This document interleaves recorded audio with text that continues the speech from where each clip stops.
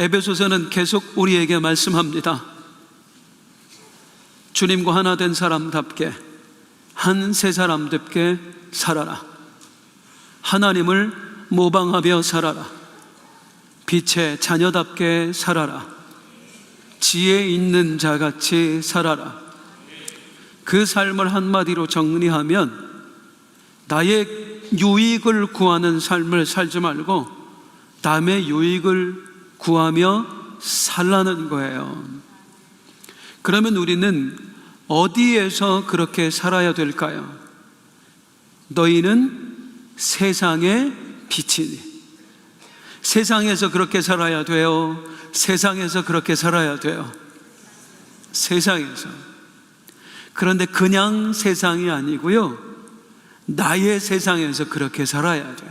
따라 할게요. 나의 세상에서. 나의 세상이라는 게 뭘까요? 신약 성경의 원어인 헬라어로 보면 이 나의 세상을 오이코스 그렇게 부릅니다. 오이코스가 뭐냐면요, 내가 관계하고 있는 모든 대상들, 나의 모든 인간관계를 오이코스라고 불러요. 즉, 내가 속한 가정공동체가 나의 세상이에요. 내가 속한 교회 공동체가 나의 세상이에요. 또 내가 속한 직장 공동체, 여러 공동체들이 나의 세상이에요. 그 공동체 안에서, 내가 속한 나의 세상 안에서 부르심에 합당하게 살아라. 조금은 손해보며 살아라. 남의 유익을 위해 살아라. 그런 말씀이에요. 그래서 이제 오늘 본문 이하에서는 그런 나의 세상들을 예시로 듭니다. 가정 공동체 안에서 남편과 아내의 관계에서 어떻게 살아야 되는지, 부모와 자식 간의 관계에서 어떻게 해야 되는지, 또 주인과 종의 관계에서 어떻게 부르심에 합당하게 살아야 되는지를 이제 구체적으로 말씀해 주고 있어요. 그러면서 전체의 삶에 해당하는 한 가지 전제를 우리에게 던집니다. 자, 21절 말씀 같이 한번 읽어볼게요. 시작. 그리스도를 경외함으로 피차 복종하라. 따라할게요. 피차 복종하라.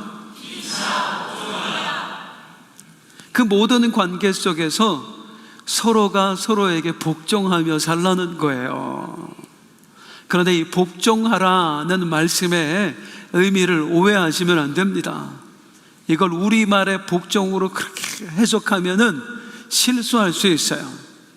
이 바로 다음 구절이 아내들아 남편들에게 복종하라 그거거든요. 우리가 그걸 액면 그대로 받아들이면, 봐봐, 남편 말에 무조건 여자가 복종을 해야지, 어디서 말대꾸야, 이렇게 할 수가 있단 말이에요. 하나님이 과연 그런 삶을 우리에게 원하실까요? 남편이 막 윽박지르고 무조건 날 따라 이렇게 살라고 하셨을까요? 아니에요. 이 복종이 우리가 알고 있는 그런 복종이 아니라 그 말이에요. 이 복종은 헬라 원어로 보면 히포타스입니다. 이 히포타스의 뜻은 뭐냐면 권위에 굴복하다. 그러니까 이 복종하라는 말은 무슨 말이냐면 그 사람의 권위를 존중하고 그를 귀히 여겨라, 그런 뜻이에요. 모든 관계 속에서 서로 그렇게 하라는 거예요. 부부간에 남편과 아내가 서로를 존중하고 귀하게 여겨라. 부모와 자식 간에 서로를 존중하고 귀하게 여겨라. 주인과 종의 관계에서도 그리해라. 우리는 아멘 하지만 이게 그 당시 사회 통념상 받아들이기가 정말 쉽지 않은 말씀이었습니다. 아니, 아내를 존중하고 귀히 여기라고요? 종을 존중하고 귀히 여기라고요? 지금이야 우리 이제 가족 공동체 안에서도 서로의 관계가 많이 평등해졌습니다. 남편과 아내가 서로 친구처럼 지내는 분들 많아요. 좋아 보여요. 또 아버지와 아들, 딸이 이렇게 친구처럼 지내는 가정들도 참 많아요. 저는 그런 가정 보면 부러워요. 저는 그게 잘 안 되거든요. 요즘은 많이 그래도 서로의 관계가 동등해졌어요. 그런데 불과 몇십 년 전만 해도 그렇지 않았습니다. 서로 가족들이 한 상에 둘러서 밥 먹는다, 있을 수 없는 일이었어요. 한 5, 60년 전만 해도요, 여기 연세 드신 분들 어렸을 때 생각해 보세요. 여자들 상에서 밥 못 먹었어요. 남자들만 상을 차려주고 여자들은 그냥 바닥에서 먹었어요. 그런 세상이었어요. 아버지가 숟가락 들기 전에 아들이 먼저 숟가락 들었다? 뺨 맞습니다. 진짜 후레자식 취급받았어요. 결코 관계가 평등하지 않았어요. 이렇게 동등한 관계가 된 게 몇십 년 안 됐다고요. 그러면 생각해 보세요. 몇십 년 전만 해도 서로 차등이 있었는데 성경 쓰여졌을 당시는 2000년 전입니다. 2000년 전에 서로의 관계가 어땠을지, 남과 여, 지금하고는 비교가 안 됩니다. 하늘과 땅 차이였어요. 어느 정도였냐면은 숫자 셀 때 여자는 숫자에 들어가지도 않았습니다. 제가 방위병 출신이거든요. 그런데 제가 이제 방위 생활할 때 출근을 해요. 버스를 타고 이렇게 부대로 가다 보면 방위들 같이 타고 가잖아요. 그러면 어느 날 어떤 할머니가 타서 쭉 둘러보고 그래. 사람은 하나도 없고 방위 새끼들만 가득한. 방위는 숫자로 안 쳐. 우리도 18개월만 있으면 민간인인데 훨씬 더했다고요. 여자는 아예 숫자로 치지도 않았다고요. 그 당시에는 유대인들 남자가 매일 드리는 기도 제목의 중에 하나가 뭐였냐면, 하나님 여자로 태어나게 해주시지 않으셔서 감사합니다. 그런 기도였어요. 종들은 뭐 말할 것도 없죠. 그 당시 종의 위치는 어느 정도였냐면 짐승하고 사람 사이, 그러니까 가축보다 조금 나은 존재. 가축은 말을 못하지만 이 종은 말할 수 있는 그 정도 취급밖에 못 받았습니다. 그런 시대를 살아가고 있는 사람들에게 피차 복종해라, 서로를 존중하고 귀하게 여겨라. 아니, 아내를 존중하고 귀하게 여기라고요? 종을 존중하고 귀하게 여기라고요? 정말 받아들이기 힘든 이야기였어요. 그런데 성도님들, 그게 우리 하나님이 꿈꾸셨던 세상입니다. 모두가 평등하고 모두가 동등한 세상이에요. 더 정확하게 말하면 모두가 존중받고 모두가 귀히 여김을 받는 세상, 이게 우리 하나님이 원하셨던 세상이에요. 처음 하나님이 세상을 만드시면서 그런 걸 우리에게 원하셨다고. 그런데 죄인된 인간들이 그 하나님의 꿈을 무참히 짓밟았습니다. 완전히 박살내버렸어요. 그리고 사람이 만들어낸 세상은 어떤 세상이에요? 힘 있는 사람은 존중받고 힘 없는 사람은 무시받는 세상. 가진 자는 귀히 여김받고 못 가진 자는 업심 여김받는 세상. 이런 세상 만들어버린 거예요.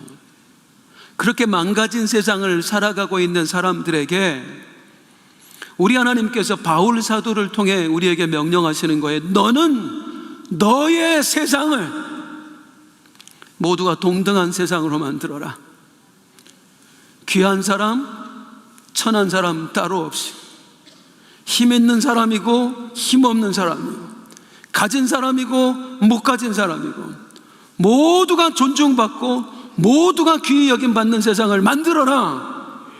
그리고 우리의 각자의 세상 속에서, 가정 공동체 안에서, 사회 공동체 안에서 그런 세상을 만들기 위해 우리가 어떻게 해야 할지를 이제 에베소 5장, 6장이 차례대로 말씀하고 있는 겁니다. 그 중에 우리가 하나님 뜻대로 아름답게 만들어가야 할 첫 번째 세상은 부부 관계입니다. 남편과 아내라는 세상 속에서 하나님 기뻐하는 모습으로 만들어 가려는 거예요.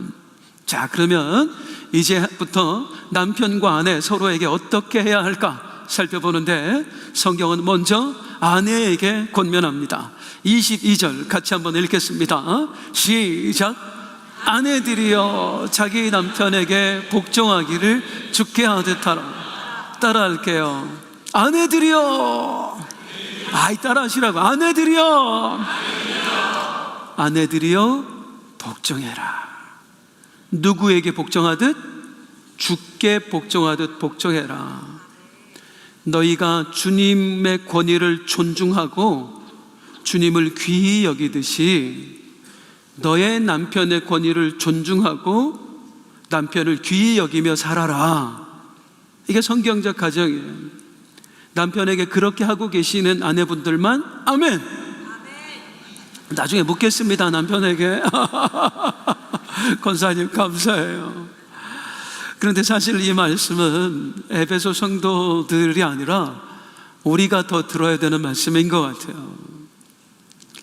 요즘 세상은 남편을 존중 안 하는 차원을 넘어서 그냥 존중받는 건 바라지도 않아요. 무섭게만 안 했으면 좋겠어요. 무섭게만. 어느 중년 남자분이 밤길을 가고 있었습니다. 강도를 만난 거야. 나 강도야, 돈 내놔. 얼마나 무서워요, 강도를 만나는데. 뭐 돈? 못 줘. 우리 마누라가 얼마나 무서운 줄 알아? 내가 밤길에 강도 만나서 돈 뺏겼다고 우리 마누라가 믿어줄 것 같아? 못 줘. 강도가 어이가 없는 거예요. 멱살을 잡고 얘기했어요. 야, 이 자식아, 너만 마누라가 무서운 줄 알아? 우리 마누라는 내가 한 건도 못했다고 하면 믿어주겠냐? 그냥 그러지 말고 피자 돕고 살자. 밥만 내놔라.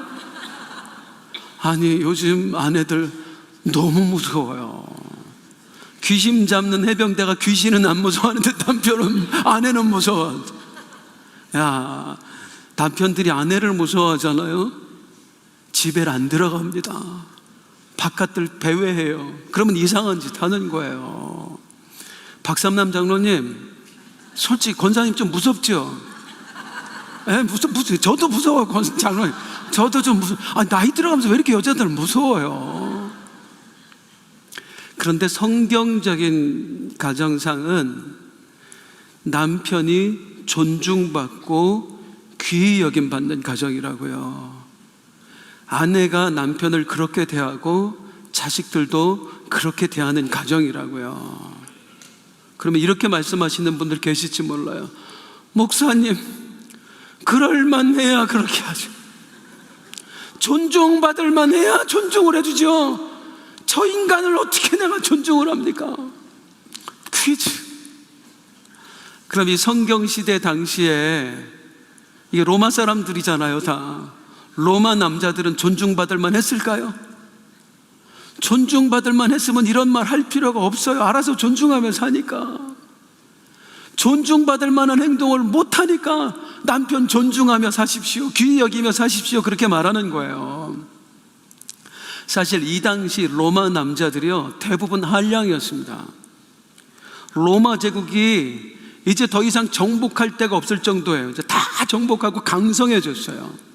그러다 보니까 정복지에서 올라오는 곡식 세금만으로도 충분히 먹고 살만한 거예요. 로마 남자들이 더 이상 시민권 가진 사람들이 일할 필요가 없어. 다 부어라 마셔라 한량 노릇하면서 어디 가서 바람 피고 다니지요, 도박하고 다니지요. 아니면 낮에는 다 3, 4 모여 남자들 하는 거라고 수다 떠는 거밖에 없었어요. 지금도 로마 유적지 가면은요, 길거리에 2000년 전에 카페 자리가 쫙 있습니다. 다 수다 떨던 자리예요. 그래서 유럽 사람들이 지금도 그 노천 카페 문화가 2000년 동안 있는 거예요. 그 정도니 자기 남편을 존중할 수 있겠느냐고, 귀히 여길 수 있겠느냐고요. 아이고, 저놈의 화상 누가 안 잡아가나. 그런데 존중해라, 귀히 여겨라. 존중받을 만해서 그런 게 아니라 존중받을 만한 모습이 안 보여도 존중해라. 귀히 여길 만한 모습이 안 보여도 귀히 여겨라. 누구를? 남편을. 사랑하는 성도님들, 중요한 게 있습니다. 우리 하나님께서 만드신 가정에서 남편과 아내의 역할이 있어요. 가정을 건강하게 세우려면 사실 먼저는 남편이 존중받을 만한 사람이 돼야 돼요. 남편이 먼저. 그러면 아내가 이 남편을 존중하고 귀하게 여겨야 돼요. 그럼 여기서 시너지가 나면서 가정이 건강하고 아름답게 세워지는 거예요. 남편이 존중받을 만한 역할을 하고 아내의 역할은 그 남편을 존중하고 귀하게 여기고. 자, 그런데 보세요. 남편이 그 역할을 못하는 거예요. 존중받을 만하지 못하고 귀하게 여김받을 만하지 못한 거예요. 자기 역할을 못해요. 그럼 아내가 어떻게 해요? 너만 못하냐? 나도 안 할란다. 이렇게 되면 집안 망가지는 거 시간 문제다, 그 말입니다. 자동차가 달리는데 앞바퀴 뒷바퀴 있어요. 앞바퀴가 다 펑크 나버렸어. 그럴 때 뒷바퀴가 야, 너만 펑크 나냐? 나도 펑크 낼랜다. 이러면 그 정도는 소망 없는 거예요. 누군가는 제자리에서 내 역할을 해줘야 거기에 회복이라고 하는 소망이 있을 것 아닙니까? 남편이 존중받을 만한 역할, 귀하게 여김받을 만한 역할, 거기서 이탈해서 그 역할을 못해도 여자라도 그 역할을 해줘야 언젠가 이 가정이 회복의 소망을 가질 수 있지 않겠어요? 우리가 예전에 아주 유명했던 그 CF 문구 중에 이런 게 있었어요. 남자는 여자하기 나름이다. 남자가 좀 부족해도 여자가 어떻게 하느냐에 따라서 그 남자가 바로 세워질 수도 있다는 거예요. 제가 오늘 한 분의 이야기를 들으는데 이분은 저 전남 고흥의 성함이 장철석이라는 분입니다. 이분이 누구냐면 우리 교회 정철석, 정문식 안수 집사님의 사촌 형이세요. 제가 우리 정문식 안수 집사님에게 그 사촌 형의 이야기를 몇 년 전에 듣고 얼마나 감동받았는지 몰라요. 이 정철석 님이 사실 태어날 때 남보다 조금 지능이 떨어지게 태어났습니다. 그래서 어릴 때부터 동네 바보 취급 받으면서 살았어요. 애들이 얼마나 무시하고 놀리는지 이 정철석 지나가는 길에 구덩이를 파놓고 거기에 얼기설기해서 이렇게 나뭇잎 깔아놓는 거예요. 그럼 여지없어 거기 정철석 가다가 툭 빠져버리는 거예요. 아니, 한 번 빠졌으면 다음번에는 안 빠져야지. 똑같은 거 해놓으면 또 빠지고 또 빠지고.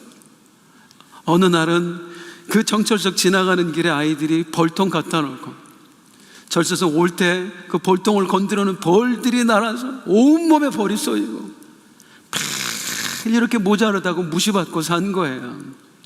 그런데 이 정철석이 어려서부터 믿음이 그렇게 좋아요. 신실하고 어릴 때부터 새벽 종을 치는데 30년 동안 하루도 빼놓지 않고 그 종을 쳤대요.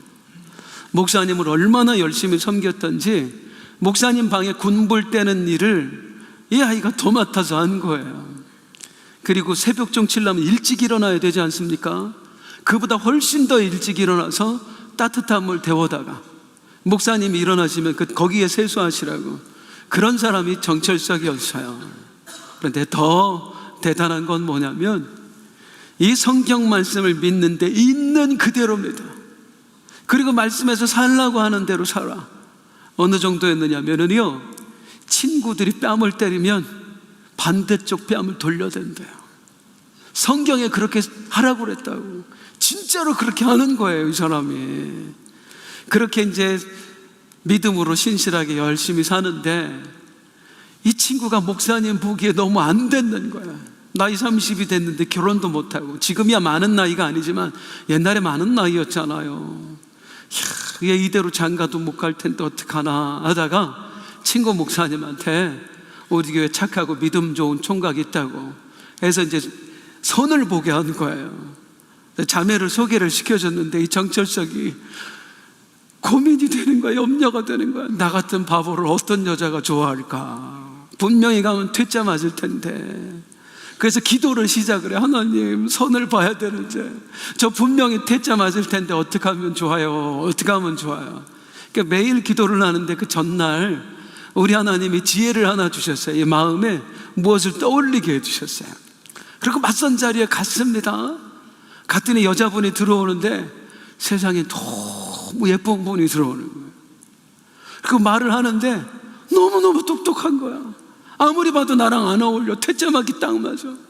그 순간에 하나님이 어제 시켰던 게 생각이 나. 손을 덥석 잡았대요.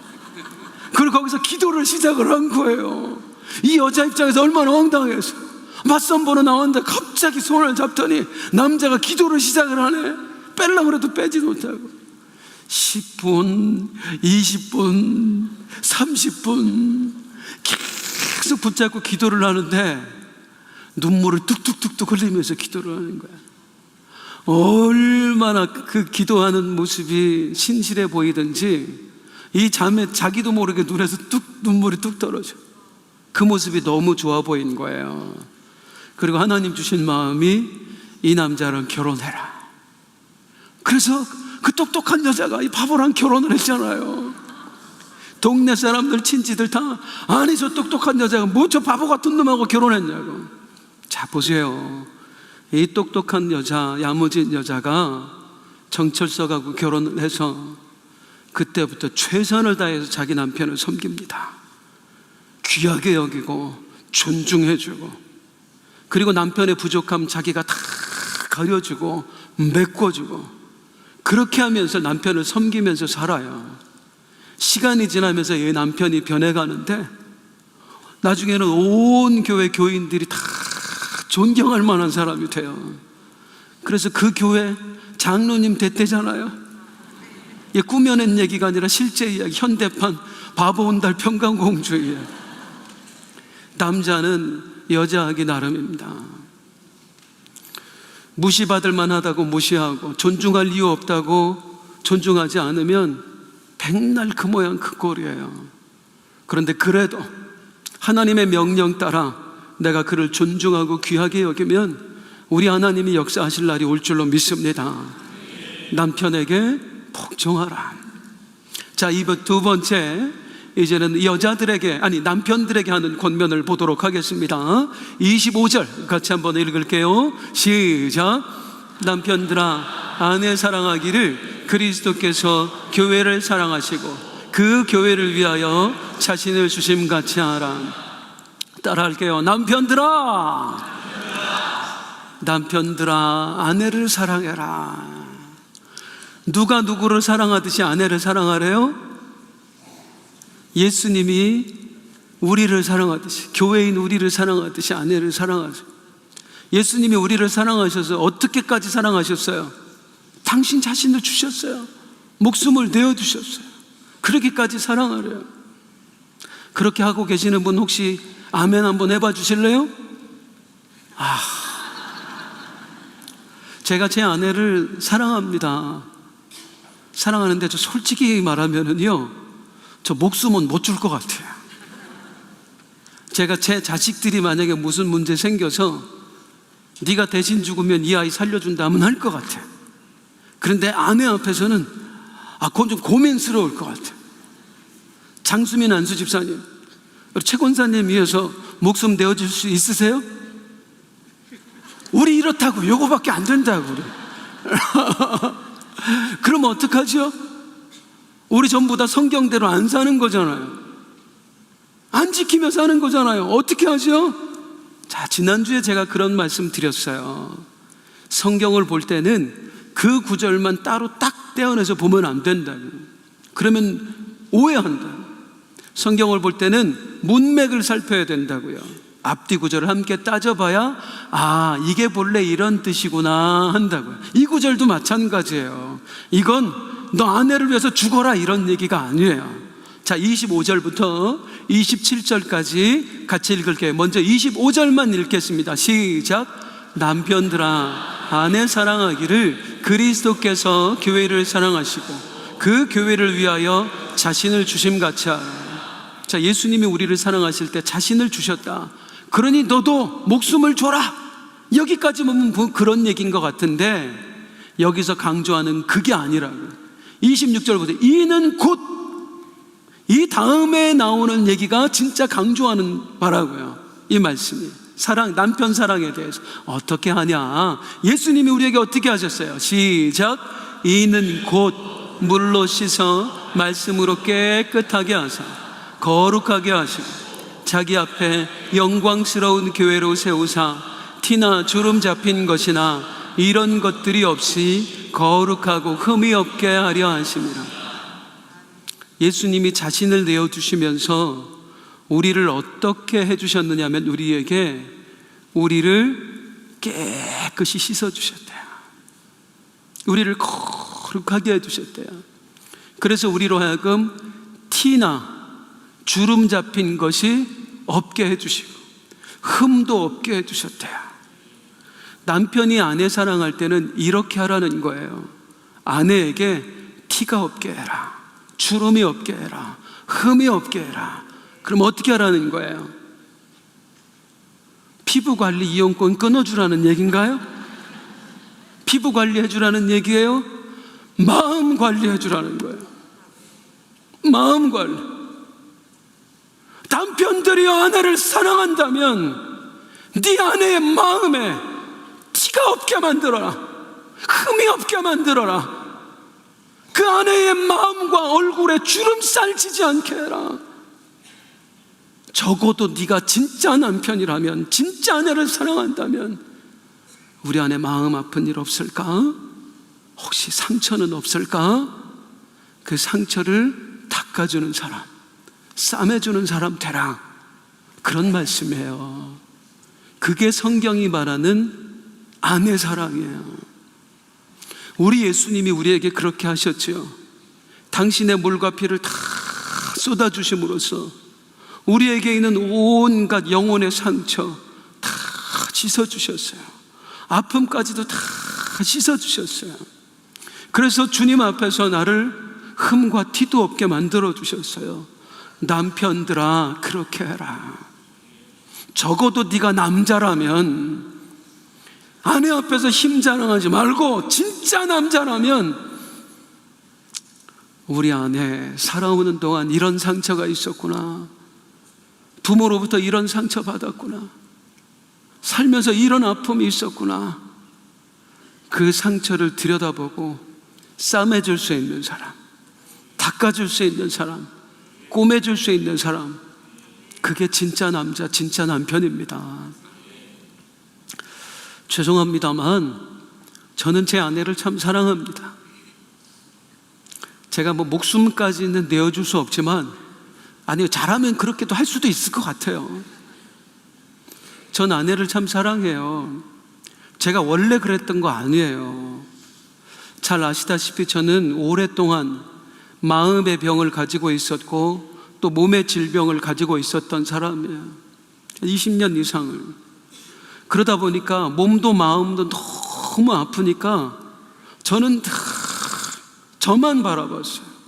나한테 있는 상처, 나한테 있는 아픔, 이걸로 그냥 혼자 힘겨워하고 말았어요. 그런데 주님이 저에게 은혜를 베풀어 주셔서 저를 치유해 주신 거예요. 그 마음의 병에서 자유하게 하신 거예요. 이 몸의 질병으로부터 하나님이 치유해 주신 거예요. 그제서야 안 보이던 게 보이더라고. 이제는 여유가 생기니까 내 주변 사람들이 보이는데, 특히 아내, 이 사람이 얼마나 힘들었을까. 여러분, 마음의 질병을 안고 우울증 공황장애를 안고 사는 사람이 말 한마디 따뜻하게 했겠습니까? 제가 얼마나 상처 주는 말을 많이 했겠어요. 그게 다 보이고 느껴지는 거예요. 나만 힘들 줄 알았다가 얼마나 힘들었을까, 얼마나 아팠을까. 그리고 보니까 마음으로 보니까 그 마음이 갈갈이 찢겨져 있어. 이 심령이 터터 흘러들어서 금방 떨어져 나갈 것 같아. 그때 다짐한 게, 이제는 진짜 남편 역할 해보자. 다시는 이 상처로 괴로워하지 않게 해주자. 아파하지 않게 해주자. 나로 인해 받은 상처 이제는 내가 싸매주면서 살자. 그렇다고 제가 엄청 잘하는 건 아닌데 진짜 사랑하자 하는 각오를 가지고 살아요. 부족 하나만. 우리 주님께서 남편 된 사람들에게 그렇게 얘기하는 거예요. 그게 진짜 남자야. 그게 진짜 남편이야. 적어도 남편이라면, 아내를 사랑한다면 자기 아내 눈에서 눈물 나게 하면 안 돼. 오히려 상처를 보듬어 줘야 돼. 만져줘야 돼. 씻어줘야 돼. 남편의 역할이 돈 많이 벌어다 주고 뭐 좋은 옷 입혀주고, 아니에요. 그거보다 더 중요한 게 상처를 싸매주는 겁니다. 우리 사랑하는 안산 빛나교회 남편 되신 모든 여러분들, 그런 남편 되시길 주님의 이름으로 축복합니다. 아내의 마음 관리해 주세요. 아내 마음에 흠과 티가 없게 해주세요. 그리고 여유 되시면 피부 관리도 시켜주세요. 왜 아멘 안 하세요? 마지막으로 함께 보고 싶은 내용이 있습니다. 31절 32절 같이 읽겠습니다. 시작. 그러므로 사람이 부모를 떠나 그의 아내와 합하여 그 둘이 한 육체가 될지니 이 비밀이 크도다. 나는 그리스도와 교회에 대하여 말. 31절 창세기 2장에 나오는 말씀이에요. 첫 부부를 하나님이 만드신 이야기. 그러면서 뭐라고 얘기하냐면 이 비밀이 크도다 그래요. 따라하겠습니다. 이 비밀이 크도다. 우리가 지금 거의 1년 가까이 에베소서를 말씀을 듣고 있는데요, 에베소서 말씀에서 정말 잊지 말아야 될 게 있습니다. 이거 성경이라는 거예요. 다시 말하면 에베소서가 우리에게 가장 말하고 싶은 건 복음 이야기라 그 말입니다. 뭐 남편 이야기, 아내 이야기도 하고 뭐 부모 자식 이야기도 하지만 진짜 에베소서가 우리에게 하고 싶은 말은 복음 이야기예요. 그래서 남편과 아내의 이야기를 하던 중에 바울 사도가 여기에 복음 이야기를 끼워 넣습니다. 남편과 아내, 첫 부부가 탄생하는 이야기에 우리가 구원받은 이야기를 끼워 넣는 거예요. 자, 성도님들, 첫 부부, 첫 남편과 첫 아내 어떻게 탄생했는지 아시지요? 하나님께서 아담을 깊이 잠들게 하셨어요. 그리고 그 옆구리에서 갈빗대를 뽑아서 하나님이 이 갈빗대로 여자를 만드셨어요. 하와, 둘이 부부가 된 거잖아요. 이제 연합하여 한 몸이 될지라, 그렇게 된 거잖아요. 그래서 남자는 재료가 흙이고 여자는 재료가 뼈다귀고, 그래서 남자보다 여자가 좀 센 거예요. 자, 아무튼 그런데 이 이야기를 보면 무슨 동화책 읽는 것 같아요. 성경이 못 믿을 이야기 같단 말이에요. 무슨 갈빗대로 사람을 만들어. 뭐 하나님, 뭐 이런 하나님이 다 있어. 자, 그런데 하나님이 그렇게 하셨을 때는 이유가 있을까요? 있어요. 성도님들 아멘 한번 해보세요. 우리 하나님이 창조주 하나님을 믿으시나요? 이 세상의 모든 걸 다 우리 하나님이 창조하셨어요. 하나님이 창조하신 것 중에 뭐 있냐면 시간도 있습니다. 시간도 하나님이 창조하셨어요. 우리 하나님은 시간이 있는 중에 갑자기 생겨난 분이 아니고 스스로 계신 분이에요. 영원부터 영원까지 그분이 시간도 창조하신 거예요. 그래서 하나님은 시간 밖에 계십니다. 우리 하나님한테는 시간이 의미가 없어요. 천년이 하루 같고 하루가 천년 같아요. 영원토록 계신 분이니까. 그래서 과거, 현재, 미래, 여기에 구애받지 않는 하나님이에요. 시간에 구애받지 않는 하나님. 창조는 과거의 사건이고 구원은 미래의 사건이고 우리 하나님한테는 이렇지 않다고요. 하나님은 시간 밖에 계신 분이어서 창조를 하실 때 이미 거기에 구원을 함께 담아 놓으십니다. 그래서 창세기 읽어보면 분명히 창조 이야기인데요, 이상하다, 이거 구원 이야기랑 꼭 닮았네, 그런 게 굉장히 많아요. 이것도 마찬가지입니다. 첫 부부를 만드시는 장면에도 하나님이 우리를 구원하실 이야기를 담아 놓으셨어요. 아담에게서 하와가 나온 이야기와 우리 신랑 되신 예수님에게서 신부된 교회 우리들이 나온 이야기가 똑같아요. 보여드리겠습니다. 표로 옆에 보세요. 첫 부부 어떻게 탄생했느냐 하면 신랑 된 아담 하나님이 깊이 잠들게 하셨대요. 그리고 아담의 옆구리에서 갈비뼈를 하나님이 취하셨대요. 그럼으로써 신부인 하와를 얻으신 거예요. 하나님 말씀하시면 이제 둘이 연합하여 한 몸이 될지라. 그래서 이제 신랑 신부가 한 몸 연합되게 된 거예요. 우리가 어떻게 구원받은지 아세요? 신랑 되신 예수 그리스도 죽으셨어요. 성경엔 그분의 죽으심을 깊이 잠드셨다 그렇게 표현해요. 잠자는 자들의 첫 열매. 깊이 잠드신 예수님 그 옆구리에서 물과 피를 탁 쏟아내셨어요.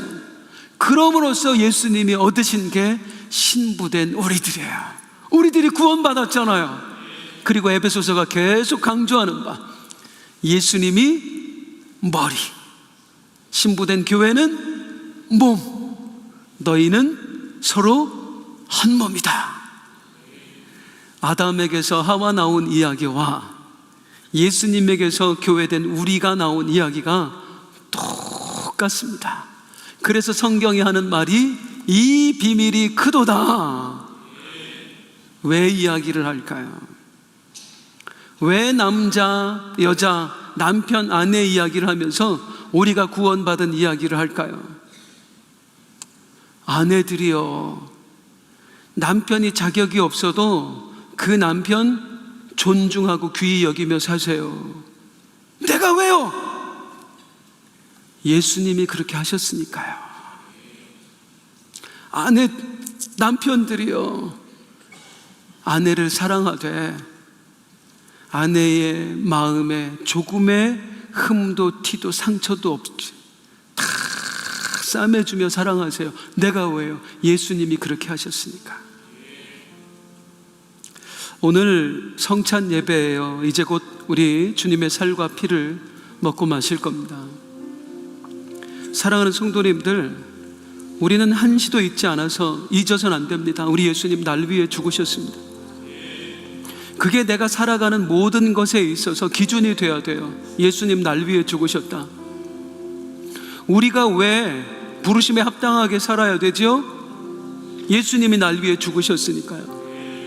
우리가 왜 빛의 자녀답게 살아야 돼요? 예수님이 날 위해 죽으셨으니까. 우리가 왜 손해보며 살아야 되죠? 예수님이 날 위해 죽으셨으니까. 우리가 왜 그 부족한 남편, 자격 없는 남편 존중하고 귀히 여기며 살아야 돼요? 예수님이 날 위해 죽으셨어요. 우리가 왜 나도 힘든데 내 아내의 상처를 보듬고 싸매주면서 귀히 여기며 살아야 돼요? 예수님이 날 위해 죽으셨으니까. 우리의 삶의 모든 기준은 예수님의 날 위해 죽으심입니다.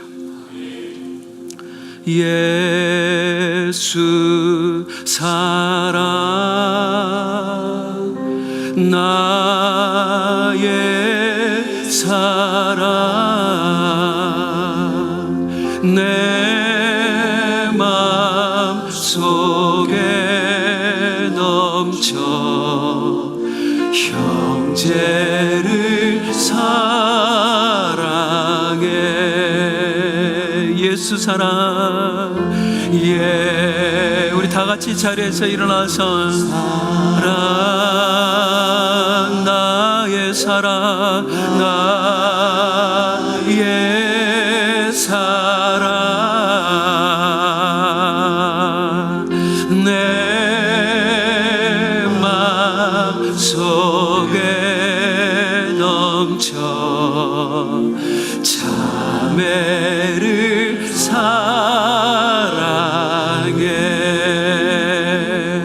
주의 사랑으로 사랑합니다. 주의 사랑으로 사랑. 성찬 키트 못 받으신 분 손들어 주세요. 우리 장로님들 나눠드릴 거예요. 성찬 키트 없으신 분들 손들어 주세요. 사랑합니다. 주의 사랑으로 사랑합니다. 사랑으로 사랑합니다. 주의 사랑으로 사랑합니다. 자매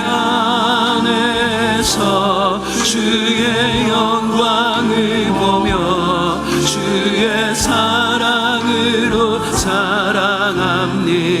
주의 사랑으로 사랑합니다. 주의 사랑으로 사랑합니다. 주의 사랑으로 사랑합니다. 형제 안에서 주의 영광을 보며 주의 사랑으로 사랑합니다. 자매 안에서 주의